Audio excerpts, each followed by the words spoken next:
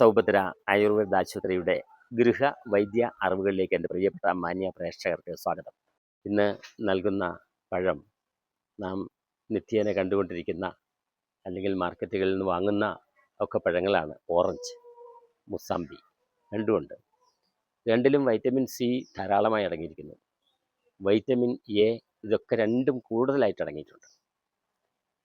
ഒന്ന്, പ്രതിരോധ ശേഷിയെ വർദ്ധിപ്പിക്കും. രണ്ട്, ഇരുമ്പ് സത്ത് ശരീരത്തിലേക്ക് ആഗിരണം ചെയ്യുവാനായിട്ട് വളരെയധികം സഹായിക്കുന്നു.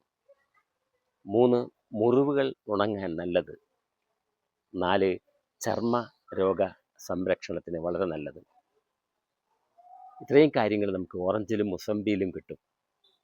പക്ഷെ നമ്മൾ ഈ ഓറഞ്ചും മുസമ്പിയും ഞാൻ ഈ കഴിഞ്ഞ ദിവസങ്ങളിലൂടെ കടന്നു പോകുന്ന പഴവർഗ്ഗങ്ങളും ഒക്കെ ഒഴിവാക്കിയിട്ട്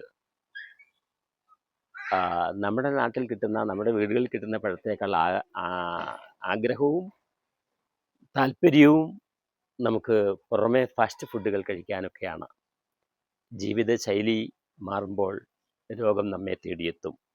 അതുകൊണ്ട് നിർബന്ധമായിട്ടും ഈ പഴങ്ങളൊക്കെ കഴിക്കാനായിട്ട് നാം ഉത്സാഹിക്കണം. ഇന്നത്തെ വളർന്നു വരുന്ന കുഞ്ഞുങ്ങൾക്ക് ഈ പഴങ്ങൾ കൊടുക്കണം. അങ്ങനെ നമുക്ക് നമ്മുടെ ശരീരത്തിൻ്റെ ആരോഗ്യത്തെ ഉണർത്താം. നമ്മുടെ ഒരു മനുഷ്യ ശരീരത്തിന് ആവശ്യമായ എല്ലാ ഘടകങ്ങളും ഈ കഴിഞ്ഞ ദിവസങ്ങളിലൂടെ കടന്നു വന്ന പഴവർഗ്ഗങ്ങളിലുണ്ട്. അപ്പോൾ ആ പഴവർഗ്ഗങ്ങളെ നാം കാണുകയും സ്വീകരിക്കുകയും ജീവിതത്തിൽ അത് സ്വന്തമാക്കാൻ ശ്രമിക്കുകയും ചെയ്യണം. അങ്ങനെ ചെയ്തുകൊണ്ട് നമ്മുടെ ആരോഗ്യത്തെ വളർത്താം, രോഗമില്ലാത്ത ശരീരത്തെ ഉയർത്താം. ഇന്ന് യൂട്യൂബുകളിലൂടെയും വാട്സപ്പിലൂടെയും ഒക്കെ കാണുന്ന എല്ലാം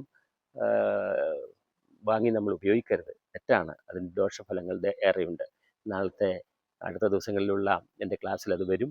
കഴിഞ്ഞ ദിവസത്തെ ചോദ്യം ഇതായിരുന്നു: നേത്രരോഗത്തെ മാറ്റുവാനുള്ള ഒരു ഔഷധച്ചെടി പുന്നയിലയാണ്. പുന്നയില തലേദിവസം കുറച്ച് വെള്ളത്തിലിടുക.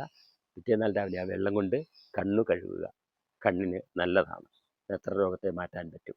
ഇന്നത്തെ ചോദ്യം ഇതാണ്: അൾസർ കൊണ്ടുള്ള ശക്തമായ വേദനയെ മാറ്റാനുള്ള ഒരു ഔഷധച്ചെടി. ഉത്തരം നൽകണം. മറ്റുള്ളവർക്ക് ഷെയർ ചെയ്യുക. നന്ദി, നമസ്കാരം.